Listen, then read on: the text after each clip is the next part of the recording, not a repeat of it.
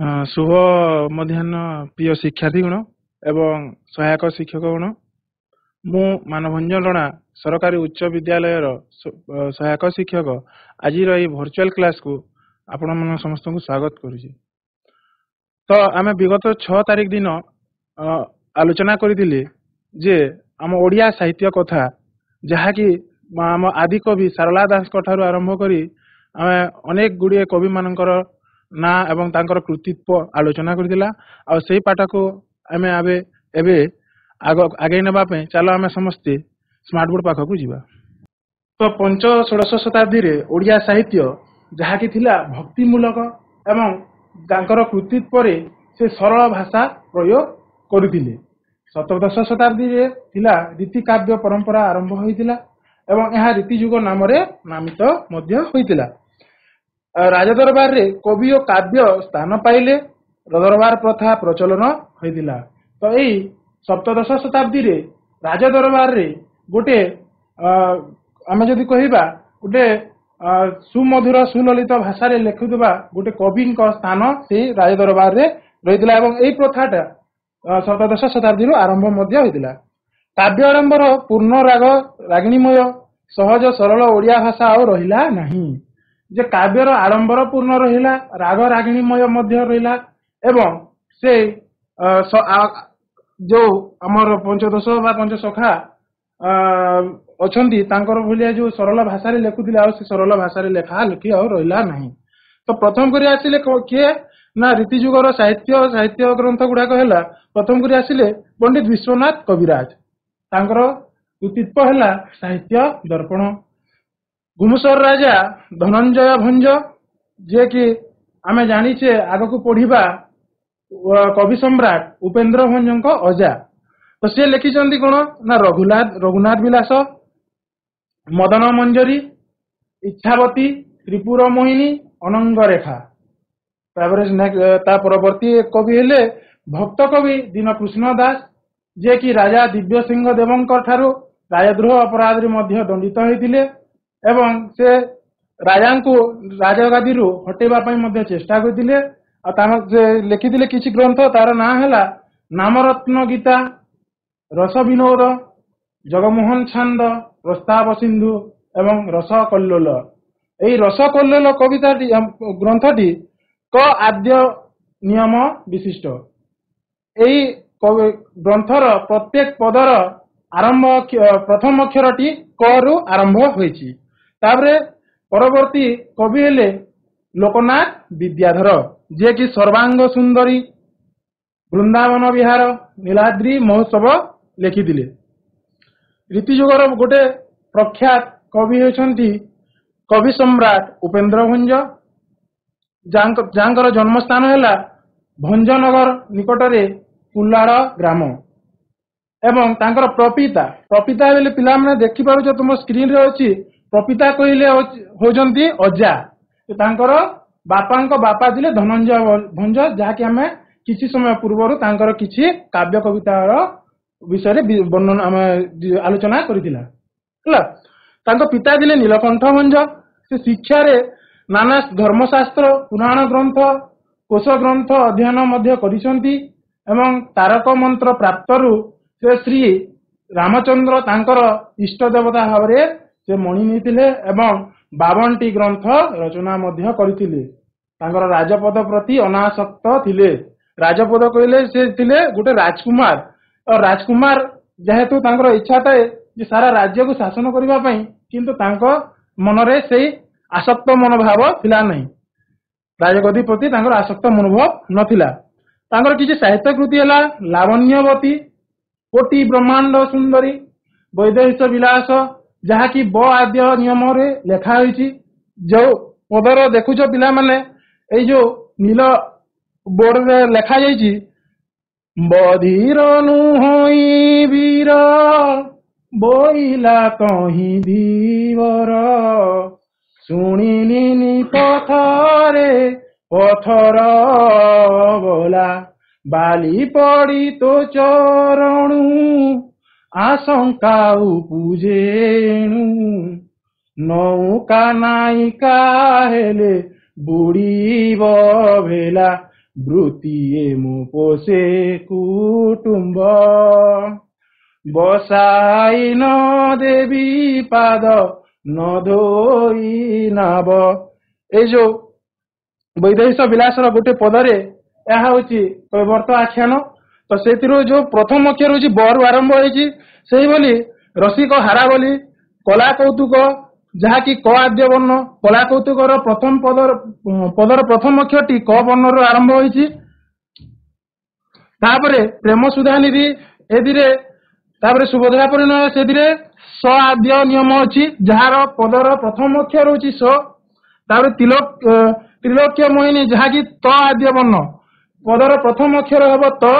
ତାପରେ ଅବନାରସ ତରଙ୍ଗ, ଯାହାକି ଆ ଉ ଇ କାର କୁ ଛାଡି ଲେଖା ଯାଇଛି। ଆକାର, ହର୍ଷ ଉକାର ଆଉ ହର୍ଷ ଇକାରକୁ ଛାଡିକି ସେଇ ଅବନାରସ ତରଙ୍ଗଟି ରଚନା କରାଯାଇଛି। ବିଶେଷତ୍ୱ ହେଲା ଯେ ଏଇଟା ଗୋପବନ୍ଧୁ ଦାସ କହିଛନ୍ତି, ଗାଏ ତୁମ୍ଭ ଗୀତ ସଭାରେ ପଣ୍ଡିତ, ପଥେ ପାନ୍ଥ ସୃଷ୍ଟମନା, ବିଲେ ବୋଲେ ଚଷା ଅନ୍ତଃପୁରେ ଯୋଷା, ନୃତ୍ୟ ରଙ୍ଗେ ବାରଙ୍ଗନା। ତ ଏଇଭଳିଆ କବି ସମ୍ରାଟ ଉପାଧି ଦେଇଛନ୍ତି ଗୋପବନ୍ଧୁ ଦାସ। ତାପରେ ଶେଷରେ ତାପରେ ନେକ୍ସଟ ଆସିଲା ଅଭିମନ୍ୟୁ ସାମନ୍ତ ସିଂହାର, ଯିଏକି ଗୌଡୀୟ ବୈଷ୍ଣବ ଦୀକ୍ଷା ଗ୍ରହଣ କରି ରାଧାକୃଷ୍ଣଙ୍କର ପ୍ରେମ ଲୀଳା ବିଷୟରେ ବର୍ଣ୍ଣନା କରି ରଚନା କରିଥିଲେ ବିଦଗ୍ଧ ଚିନ୍ତାମଣି। ଏବଂ ତାପରେ ସେ ରଚନା କରିଛନ୍ତି ରସବତୀ, ପ୍ରେମ ଚିନ୍ତାମଣି, ଭାଗବତୀ ସୁଲକ୍ଷଣ। ଏଇଟା ହେଲା କିଛି ତାଙ୍କର କୃତିତ୍ୱ। ଏବଂ ସେ ଅନେକ ଚୌତିସା ଏବଂ ଜଣାଣ ମଧ୍ୟ ଲେଖିଛନ୍ତି। କବି ସୂର୍ଯ୍ୟ ସଦାନନ୍ଦ ବ୍ରହ୍ମ ତାଙ୍କର ଗୁରୁ ଥିଲେ, ଯେ ତାଙ୍କର ଗୁରୁ ଥିଲେ ସଦାନନ୍ଦ ବ୍ରହ୍ମ। ପିଲାମାନେ ଟିକେ ମନେ ରଖିଥିବ। ତାପରେ ପରବର୍ତ୍ତୀ କବି ହେଲେ ଭକ୍ତ ଚରଣ ଦାସ, ଯିଏକି ବୈଷ୍ଣବ କବି ଭାବେ ରଚନା କଲେ ମଥୁରା ମଙ୍ଗଳ ଏବଂ ମନବୋଧ ଚୌତିସା। ଉତ୍କଳଘଣ୍ଟ ଯଦୁମଣି ମହାପାତ୍ର ମଧ୍ୟଯୁଗର ଶେଷ କାବ୍ୟକାର ଥିଲେ ଉତ୍କଳଘଣ୍ଟ ଯଦୁମଣି ମହାପାତ୍ର। ଊନବିଂଶ ଶତାବ୍ଦୀର ମଧ୍ୟଭାଗକୁ ରଚନା କରିଥିଲେ ରାଘବ ବିଳାସ, ଯେଉଁଟା ପିଲାମାନେ ତୁମେ ଫଟୋଚିତ୍ରରେ ଦେଖିପାରୁଥିବ। ତାପରେ ଆସିଲେ ଅନନ୍ୟ ଗୋଟେ କୃତିତ୍ୱ ରଚନା କରି ଯାଇଛନ୍ତି କବି ସୂର୍ଯ୍ୟ ବଳଦେବ ରଥ। ଓଡ଼ିଶାର ପ୍ରସିଦ୍ଧ ସଙ୍ଗୀତକାର ଓ ଉଚ୍ଚ କୋଟିର କବି ଥିଲେ କବି ସୂର୍ଯ୍ୟ ବଳଦେବ ରଥ। ଊନବିଂଶ ଶତାବ୍ଦୀର ପ୍ରଥମାର୍ଦ୍ଧରେ ରଚନା କଲେ କିଶୋର ଚନ୍ଦ୍ରାନନ୍ଦ ଚମ୍ପୁ ଚନ୍ଦ୍ରକଲା ଜଗତେ କେବଳ। ଦେଖୁଛ ପିଲାମାନେ, ଜଗତେ କେବଳର ଗୋଟେ ପଙ୍କ୍ତି ଅଛି, ବର ଜୀବ ରସେ ଦେଇ ମାନସ, ବର ଜୀବ ରସେ ଅମେଧ୍ୟ ଗ୍ରାସ, ଦେହେ ମନ୍ଦାକିନୀ ରଜ ଲଗାଇ, ଗ୍ରାମ ସୁକରିକି ହୋଇବ ଗାଇ। ତ ଏହା ଜଗତେ କେବଳ ର ଗୋଟେ ପଦ। ତ ଏଇଭଳିଆ କିଛି ସେ ସଙ୍ଗୀତକାର ହିସାବରେ ଗୋଟେ ସୁମଧୁର ସ୍ୱରରେ ଗାଇବା ପାଇଁ ତାଙ୍କର ଲେଖାରେ ଲେଖିଛନ୍ତି, ସୁମଧୁରରେ ଆମେ ଯେମିତି ଗାଇପାରିବା। ତାପରେ ଭକ୍ତ ଶାଳବେଗ ହେଉଛନ୍ତି ପିତା ଲାଳବେଗ ଓ ବ୍ରାହ୍ମଣୀ ମାତାଙ୍କ ସନ୍ତାନ। ଶାଳବେଗ ଓଡ଼ିଶାର ପ୍ରସିଦ୍ଧ ଗୀତି କବି, ଯିଏକି ଯୁଦ୍ଧ ଜନିତ ମୃତ୍ୟୁରୁ ରକ୍ଷା ପାଇ ଜଗନ୍ନାଥ ଭକ୍ତ ହୋଇଥିଲେ। ଏହାଙ୍କ ବିଷୟରେ ଗୋଟେ କହିବା ଆମେ ତାଙ୍କର ଜୀବନର କାହାଣୀ, ଯେ ସେ ଗୋଟେ ଯବନ ଥିଲେ। ଯବନ କହିଲେ ପିଲାମାନେ ମୁସଲମାନ।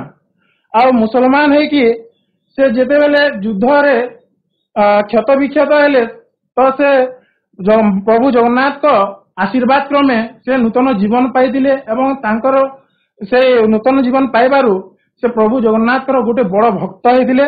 ଏବଂ ଯେତେବେଳେ ସିଏ ଶ୍ରୀମନ୍ଦିରକୁ ପ୍ରବେଶ କରିବା ପାଇଁ, ଦର୍ଶନ କରିବା ପାଇଁ ଯାଇଥିଲେ, ଠିକ ସେତିକି ବେଳେ ଶ୍ରୀମନ୍ଦିରର ପଣ୍ଡିତ ମାନେ ତାଙ୍କୁ ବାଟରେ ଅଟକାଇ ଦେଇଥିଲେ, ଶ୍ରୀମନ୍ଦିରକୁ ପ୍ରବେଶ କରିଦେଲେ ନାହିଁ। ତ ତେଣୁ ସେ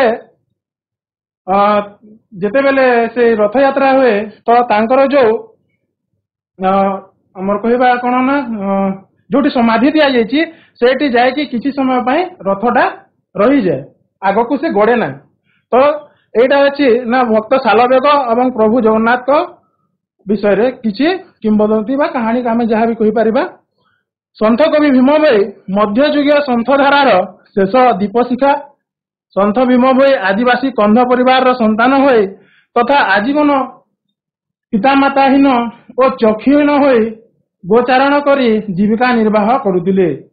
सन्थ कवि भीम भोई जे कि चक्षुहीन जे कि पितामाताहीन माँ बापा छेउंड होइकी मध्य से आम ओडिया साहित्य रे तांकर अनेक अवदान मध्य रही एवं सेति भितर से रचना करथिले स्तुति चिंतामणि निवेद साधना श्रुति निषेध गीता ब्रह्म चालक। तो विशेषत्व है लेखारे अच्छी मो जीवन पछे नरके पड़ी थाउ जगत उद्धार हेउ। तो तांकर कहवा अनुसार है मो जीवन पछे नरके पड़ी थाउ किंतु जगतर मंगल हेउ जगत उद्धार हेउ। तो अन्य साहित्यिक माने हेले बड़माली दास गोपाल चंद्र कृष्ण पट्टनायक उभय अनेक गीति कविता लिखिचंदी। सेमाने उभय वैष्णव धर्मी थिले जे कि विष्णु को आराध्य देवता बोली मानुथिले। ब्रजनाथ बड़जेना जांकर हला अंबिका विलास समार तरंग गुंडीचा विजे विचक्षणा काव्य गुड़ाक चतुर विनोद जहाँकि कथा ग्रंथ थिला। एहार भाषा सरल और काव्यधर्मी एवं यही भाषा आधुनिक गद्यर निकटवर्ती मध्य हो पारिथिला। नारायणानंद अवधूत स्वामी जे कि रुद्रसुधा निधि ग्रंथ मध्य रचना करछंती। तापरे ले महापुरुष हाड़ीदास तांकर किछि कृतित्व हैला लक्ष्मीधर विलास शंखनाभि भावना रे एवं अनेक भजन जनाण मध्य और चौतीसा मध्य रचना करी जाइछंती। तापरे आसिला पिला माने अरक्षित दास जे कि महिमंडल गीता लिखिचंती। तापरे आसिले हलधर पट्टनायक आध्यात्म रामायण भूपति पंडित प्रेम पांचमृत बा पंचामृत एटा। तापरे वृंदावती दासी लिखिचंती पूर्णतम चंद्रोदय। प्राचीन मध्य युगीय ओडिया साहित्यर धारा मध्य कौन रही आम टे आलोचना करदेवा। सारला दास ठारू आरंभ करी भीम भोई पर्यंत जो साहित्यर यात्रा होती कि होली भाव ना देश भाषा जनपद भाषा रे बा देशीय भाषा बा जनपद भाषा रे सारला और पंचसखा साहित्य रचना करा बा सारला दास जो रचना करथिले एवं पंचसखा जो रचना करथिले सेमानक रचना रे देशीय भाषा किंबा जनपद भाषा रे लिखा जायतिला। संथ साहित्य और भक्ति साहित्यर सृष्टि मध्य एही समय रे हेछि। संथ साहित्य एवं भक्ति साहित्य जो प्राचीन मध्ययुगीय ओडिया साहित्य रे यह सृष्टि होइछि। मनुष्य को सत्य धर्म तथा न्याय मार्ग रे जाति भेद भाव न मानी चलैबा को शिक्षा प्रदान मध्य करा जायछि। जेमिति आमे पंचसखा यार पूर्व क्लास रे पढ़ितिला जे पंचसखा जो थिले से आ जाति को मानिले नाही, से मनुष्य को मानिले। तो सेही विषय रे मनुष्य को मन रे गोटे चिंताधारा र परिवर्तन आनिबा पई तांकर लेखा रे अनेक गुडिये लेखा लेखि जायछंती। तारे छंद अलंकार रस आदि रो बहुल व्यवहार करी काल्पनिक विलासपूर्ण काव्यधारा सृष्टि मध्य एही समय रे होइछि जो प्राचीन और मध्ययुग साहित्य रे। राजदरबार रे कवि और काव्य स्थान पाइले। यार पूर्वर टिके किछि समय मध्य पूर्वर आमे आलोचना कला जे एई जो राजदरबार रे अनेक गुडे कवि राजदरबार रे निज निज स्थान अधिकार को स्थान पाइतिले एवं विभिन्न काव्य कविता मध्य तांकर स्थान पाइतिला जहाँ कि राजदरबार रे सुनी कि राजा निजर विलासपूर्ण जीवन अतिबाहित मध्य करुतिले। प्राचीन मध्ययुगीय ओडिया साहित्यर 500 वर्षर यात्रा है एटा। तो किसी प्रश्नावली तो पिला माने जो आज पाठटा आमे पढ़िला सेति भितर किछि प्रश्न मु तयारी करिसे। सेति मध्ये प्रथम हैला राम विवाह काव्यर कवि किए? राम विवाह काव्यर कवि किए? छतास्वर्गी हाई स्कूल लणीपुड़ा हाई स्कूल। यार उत्तर कौन हम? राम विवाह काव्यर कवि किए? शरण दास, नारायण दास, अर्जुन दास ना चैतन्य दास? अर्जुन दास। अर्जुन दास वेरी गुड कौन हम अर्जुन दास क्यों कवि राजा नाम रे कविता भणित करने को मना करदिले किए दीनकृष्ण दास वेरी गुड किए तापर तृतीय प्रश्न है मध्य युगर प्रसिद्ध गीति कवि किए बनमाली दास लालबेग गोपाल कृष्ण वर्तमान very good very good very good रसकल्लोलर प्रणेता किए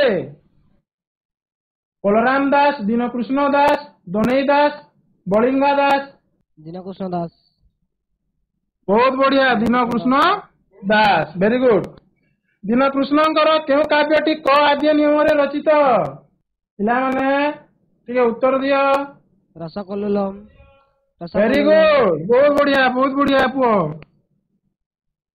तापरे षष्ठ प्रश्न है लावण्यवती काव्यर रचयिता किए लावण्यवती काव्यर रचयिता किए बलदेव रथ उपेन्द्र भंज ब्रजनाथ बड़जेना गंगाधर मिश्र उपेन्द्र बहुत बढ़िया झील बहुत बढ़िया उपेन्द्र भंज क्या निजर इष्ट देवता रूपे ग्रहण करथिले श्री जगन्नाथ को श्री कृष्णचंद्र को श्री रामचंद्र को श्री लोकनाथ को श्री जगन्नाथ को श्री रामचंद्र को वेरी गुड झील उपेन्द्र भंज अवना नियम रे रचना करता ग्रंथर नाम कौन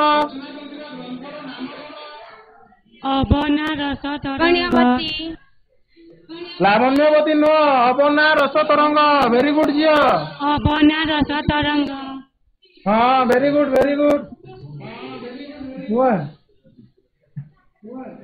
चतुर विनोद कथा ग्रंथर रचयिता किए ब्रजनाथ बड़जेना ब्रजनाथ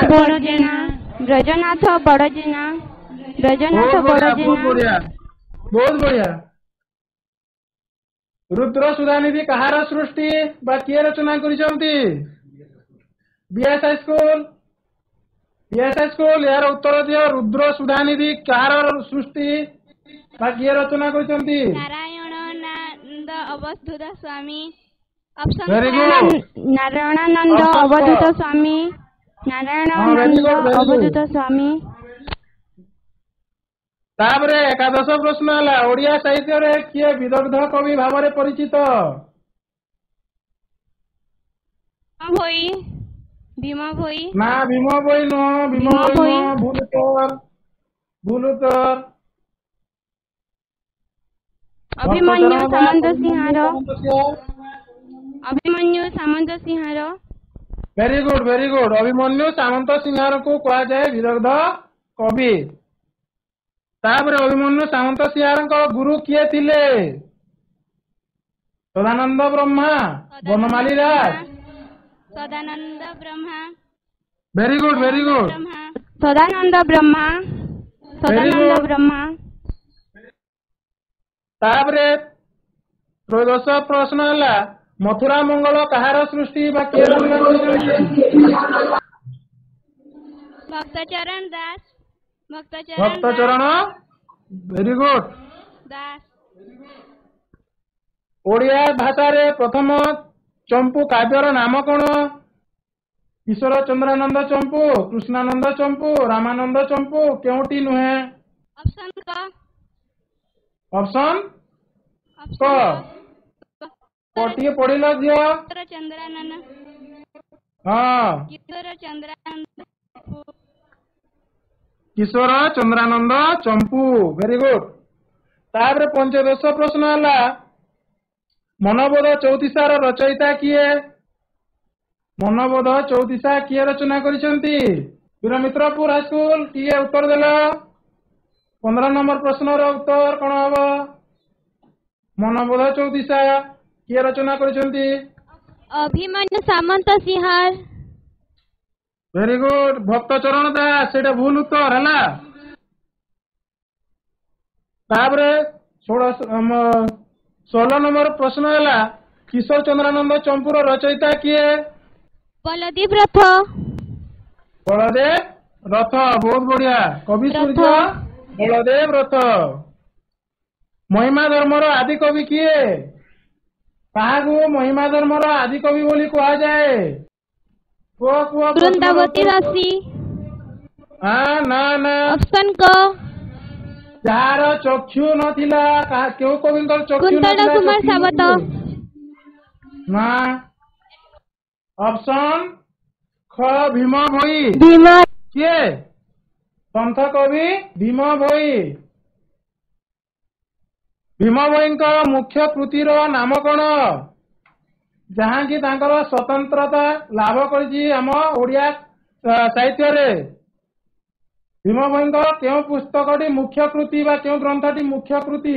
ଚାନ୍ଦଲି ହାଇସ୍କୁଲ। କିଶୋର ଚନ୍ଦ୍ରାନନ୍ଦ ଚମ୍ପୁ। ଆରେ ସେଇଟା ଜଣେ କବିଙ୍କ ଇଏ ଲେଖା, ସେଇଟା ନୁହଁ। ଆରେ ସେଇଟା ହଉଛି ସ୍ତୁତି ଚିନ୍ତାମଣି। କଣ? ସ୍ତୁତି ଚିନ୍ତାମଣି। ନିମ୍ନଲିଖିତ କବି ମାନଙ୍କ ମଧ୍ୟରୁ କିଏ ଗୀତି କବି ଭାବରେ ପ୍ରସିଦ୍ଧ? ମାଇକ ଅନ୍ କର ଝିଅ, ମାଇକ ଅନ୍ କର। ସାଲବେଗ ଅପସନ। ହଁ, Salabega. Very good. Salabega option ख। ହଁ, ବହୁତ ବଢିଆ। Very good. ବସ୍। ସନ୍ଥ କବି ଭୀମ ଭୋଇ କାହାର ଆଶୀର୍ବାଦ ବଳରେ ଦିବ୍ୟ ଦୃଷ୍ଟି ଓ କବିତ୍ୱ ପ୍ରାପ୍ତ କଲେ? ଶ୍ରୀ ଜଗନ୍ନାଥ, ଶ୍ରୀ ରାମଚନ୍ଦ୍ର, ଶ୍ରୀକୃଷ୍ଣ ନା ମହିମା ଶ୍ରୀ ସ୍ୱାମୀ? ରାମଚନ୍ଦ୍ର। ନା, ସେଇଟା ଭୁଲ ଉତ୍ତର। ମହିମା ସ୍ୱାମୀ। ଅପସନ ख ମହିମା ସ୍ୱାମୀ। ବହୁତ ବଢିଆ, ବହୁତ ବଢିଆ, ମହିମା ସ୍ୱାମୀ। ବହୁତ ବଢିଆ। ତ ଏଇ ଗୃହ କାର୍ଯ୍ୟଟି ତମେ ପ୍ରସ୍ତୁତ କରିବ ଏବଂ ନିଜର ବିଷୟ Thank ଶିକ୍ଷକଙ୍କ you, sir. ପାଖରେ ଦେଖେଇବ। ତ ପିଲାମାନେ ବା ଶିକ୍ଷାର୍ଥୀ ମାନେ ଆଜିର ଶିକ୍ଷାଦାନକୁ ସଫଳ ମଣ୍ଡିତ କରିଥିବା ପାଇଁ ତମ ସମସ୍ତଙ୍କୁ ଧନ୍ୟବାଦ।